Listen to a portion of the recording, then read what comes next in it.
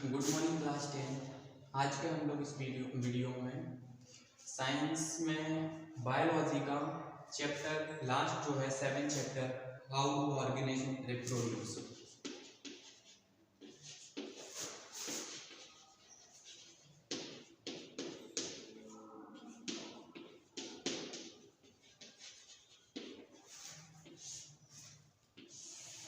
किस तरीके से ऑर्गेनिज्म रिप्रोड्यूस होते हैं। रिप्रोड्यूस का मतलब होता है एक नई जीवन को बनाना, किस तरीके से नई चीज बनाते हैं या नए जीवधारी का निर्माण हम लोग करते हैं। और एक ऑर्गेनिज्म अपने ही स्पेसीज का कोई भी न्यू बॉर्न बेबी बना सकता है। वही प्रोसेस हम लोग की रिप्रोडक्शन होनी है। इस चैप्टर में हम लोग को प्लांट और एनिमल, प्लांट रिप्रोडक्शन जो पढ़ना है प्लांट का, और एनिमल रिप्रोडक्शन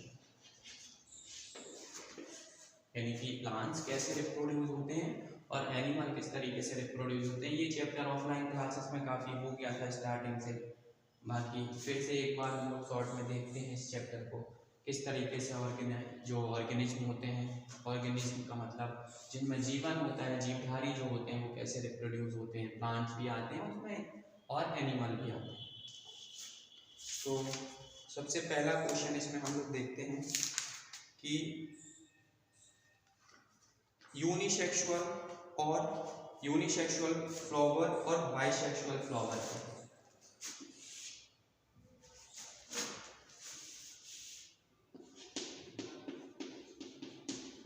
यूनिसेक्सुअल फ्लावर,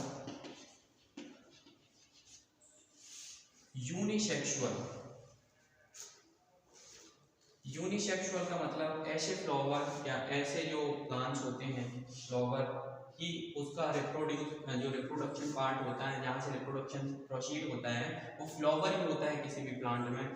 तो यूनिसेक्सुअल फ्लावर का मतलब होता है जिनमें केवल एक जो या तो मेल होगा या फीमेल की क्वालिटी होगी। तो यूनिसेक्सुअल में हम लोग पढ़ते हैं it is also known as incomplete flower. इसको सबसे पहला पॉइंट लिखा हुआ है बुक में, it is also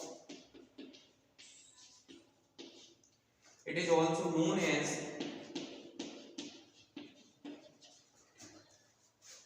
incomplete flower.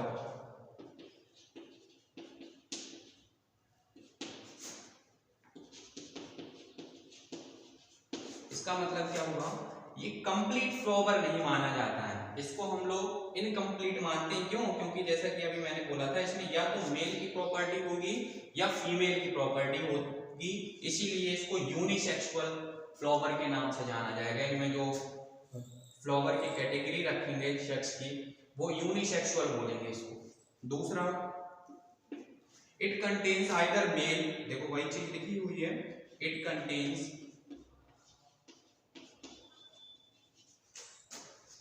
either male or female reproductive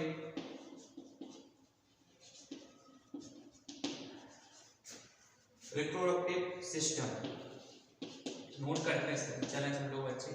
या तो इनमें मेल होंगे या फीमेल रिप्रोडक्टिव सिस्टम होगा, एक ही होगा, सिंगल होगा, या तो मेल का होगा, मेल होगा या फिर फीमेल होगा।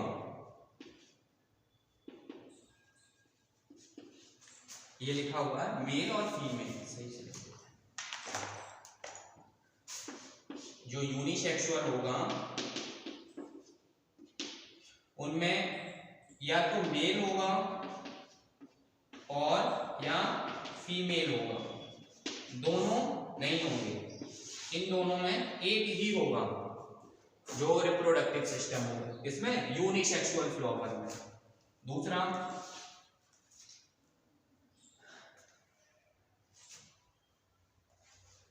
इसके जो एग्जाम्पल है, नेक्स्ट पॉइंट है एग्जाम्पल लेते हैं इसमें पपाया यानी कि पपीता, पंपकिन, ये दो एग्जाम्पल हैं। बाकी और भी कुकुम्बर लिखा हुआ है। ये दो एग्जांपल जो है ये यूनिसेक्सुअल में आते हैं। इसमें आते हैं यूनिसेक्सुअल में, ये यूनिसेक्सुअल के एग्जांपल हैं। कौन? पपाया और पंपकिन। इनमें या तो रिप्रोडक्टिव सिस्टम मेल होगा या रिप्रोडक्टिव सिस्टम फीमेल होगा। It is also known as incomplete flower. ये कंप्लीट फ्लावर नहीं होते हैं। कौन से? पपाया और पंपकिन। इसके बाद हम लोग पढ़ते हैं कंप्लीट वाले कौन से होते हैं? बाइसेक्सुअल जिसको बोलते हैं।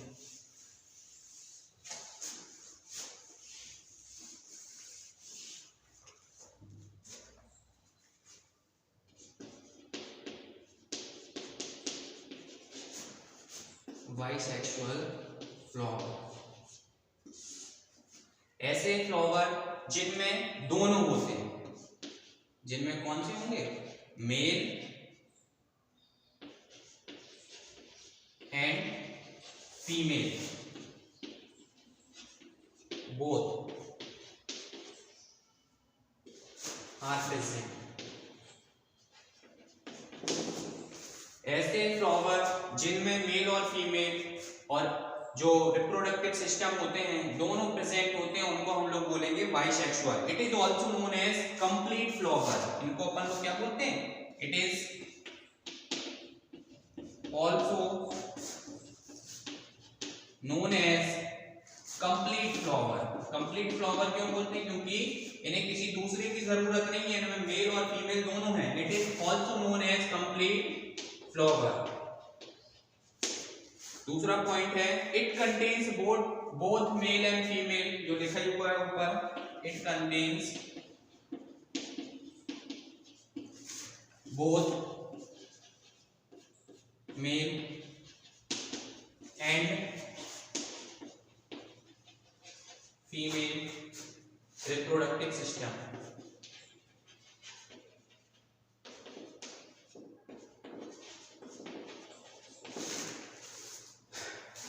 इनके एग्जाम्पल सनफ्लावर, मस्टर्ड, ट्यूलिप,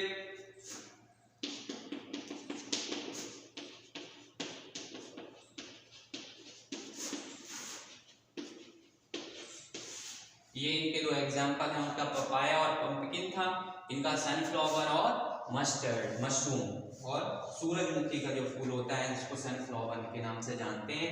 ये कंप्लीट फ्लावर होता है।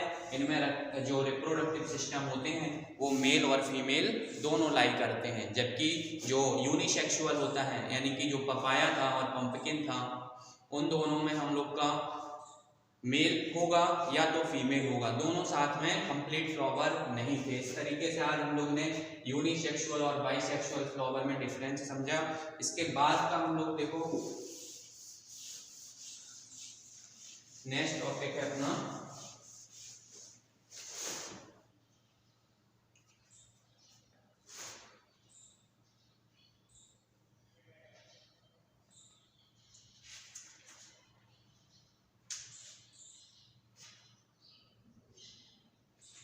पॉलिनेशन। पॉलिनेशन क्या होता है? Pollination refers to the process of transfer of pollen grains from another to stigma of flower.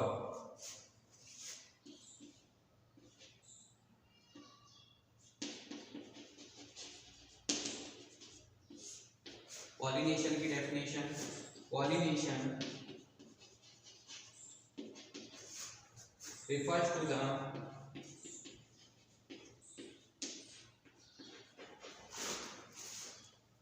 process of pollination refers to the process of transfer of pollen grains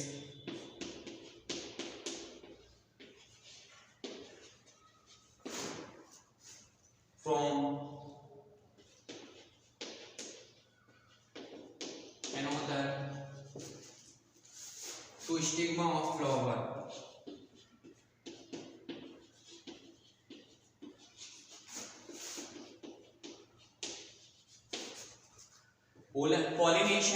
Pollination refers to the process of transfer of pollen grains from another to stigma of flower. मतलब pollen grains from another to stigma of flower. Pollination refers to the process, एक ऐसी process है of transfer of pollen grains को transfer करने के लिए from another to stigma of flower. Simple सी definition है, सभी लोग याद रखेंगे.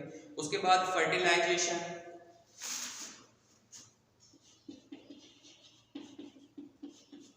Fertilization.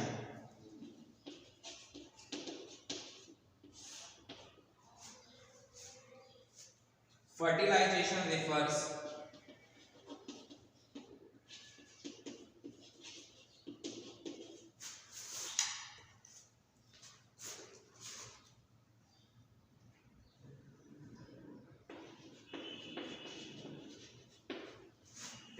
to fusion.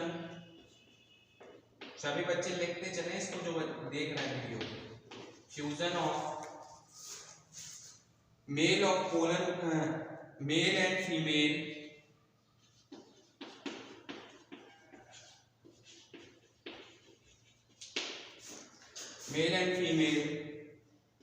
gamete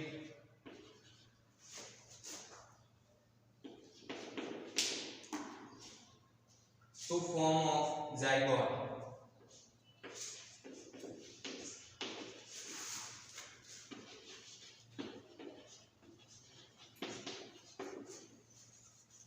Fertilization refers to the fusion of male and female gamete to form of zygote. ये फर्टिलाइजेशन की डेफिनेशन रही और ये पॉलिनेशन की डेफिनेशन रही. सभी बच्चे राइट डाउन करें इसको.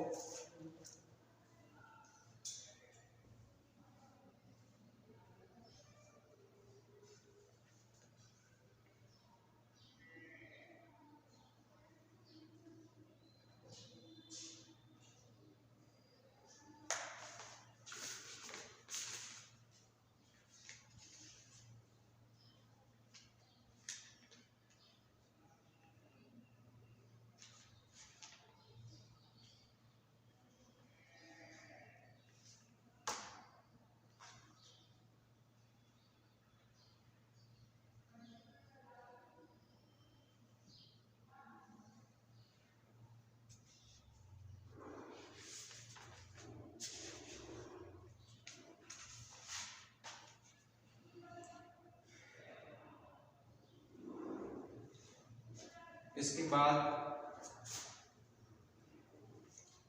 Describe various processes to control the population. कई बार ये क्वेश्चन आया है कि पॉपुलेशन को कैसे कंट्रोल हम लोग कर सकते हैं. The following problems are arising due to the population growth. सबसे पहले समझते हैं कि पॉपुलेशन जो बढ़ रही है, पॉपुलेशन किस तरीके से इसकी ग्रोथ हो रही है डे बाय डे. कई सारे रीजन हो सकते हैं. Problem of education system. सबसे पहला जो है प्रोसेस टू कंट्रोल पॉपुलेशन.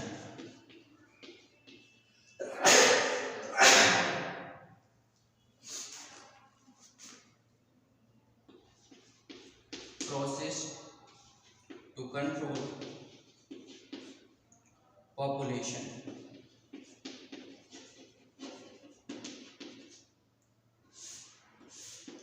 किस तरीके से हम लोग पॉपुलेशन को कंप्लीट कंट्रोल कर सकते हैं.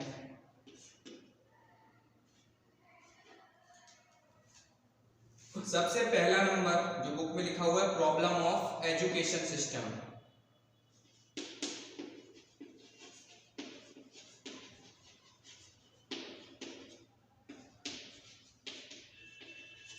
सबसे पहला नंबर आता है प्रॉब्लम ऑफ एजुकेशन सिस्टम. मतलब हमारी पढ़ाई का जो सिस्टम है उसमें ही समस्या बताई गई है process to control the population में.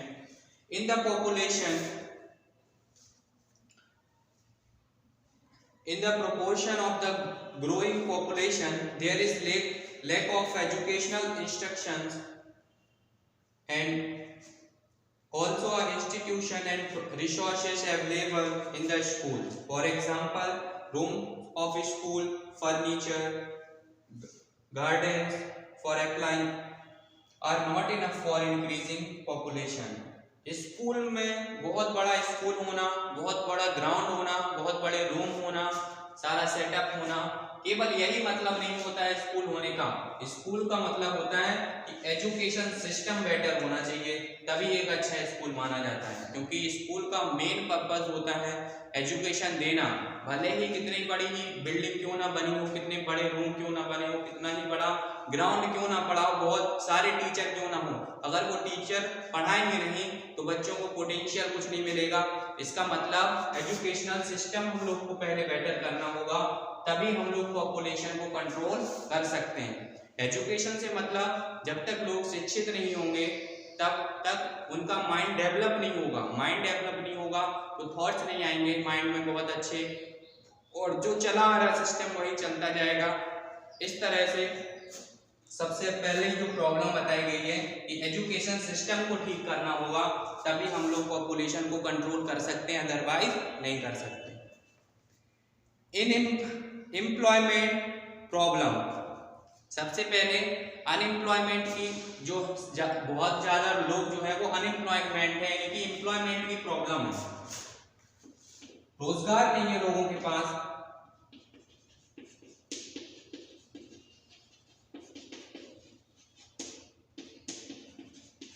बेरोजगारी की समस्या है, जब बेरोजगार होंगे तो वो पढ़ाई की तरफ अपने ध्यान ही नहीं जाएगा, वो अपने पैसे और जो डेली बेसिक नीड्स हैं डेली की उनको पूरा करने में पूरा फोकस करेंगे, उनका माइंड डेवलप नहीं होगा, जिसकी वजह से जो कंट्री है हमारा वो भी बहुत ज़्यादा जागरूक नहीं रहेगा पॉपुलेशन को कंट्रोल करने के लिए। तो दूसरा हम लोग का जो कॉज बताया गया है एम्प्लॉयमेंट प्रॉब्लम, यानी कि रोजगार की समस्या। तीसरा the food supply problem, production of food grains is decreasing the in proportions due to the increase in population. As a result, people are getting food in small quantities and children suffer from malnutrition. मतलब बच्चे जो हैं वो बहुत अच्छा जो खाना खाना चाहिए वो नहीं खाते हैं, और सारी चीजें पूरा पोषण नहीं ले पाते हैं, जिसकी वजह से बहुत ज्यादा उनकी ग्रोथ नहीं हो पाती है। भी एक कॉज बताया गया पॉपुलेशन इंक्रीज करने का। Next, health and medical service problem. सभी लोग जानते हैं कि हमारी कंट्री में हेल्थ और मेडिकल प्रॉब्लम भी एक फैक्टर है जो पॉपुलेशन कंट्रोल नहीं हो पा रही है, जिसकी वजह से पॉपुलेशन कंट्रोल करने के लिए हम लोग को हेल्थ सिस्टम अच्छा करना होगा, जिससे मेडिकल जो लाइन है वो आगे प्रोसेस उसकी चलेगी, तभी लोगों में एक जागरूकता आएगी और लोग जो है एक पॉजिटिव एनर्जी के साथ पॉपुलेशन कंट्रोल करने में पार्टिसिपेट करेंगे। इस तरीके से 3-4 फैक्टर सबको याद रखने, जो अगर क्वेश्चन आता है बोर्ड में तो इस तरीके से इसको डिफाइन करेंगे। बाकी इस टॉपिक को हम लोग अगले वीडियो में डिस्कस करेंगे। आज के लिए thank you, have a nice day.